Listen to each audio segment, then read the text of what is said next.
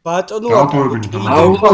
აკადო კიდევ ერთხელ გაგიმეორებ მუხლი 4 სასჯელ ახსნების დირექტორი ანგარიშვალდებულია გუბერნატორის წინაშე მუხლი 5 პეტენციური ბიჭო გაჩვენდი რა ან და განთავისუფლების სულება აქვს მხოლოდ გუბერნატორს ეს გაციეთ ვინ არ შეიძლება გაიციეთ ვერ სიცი მომეცი გაციეთ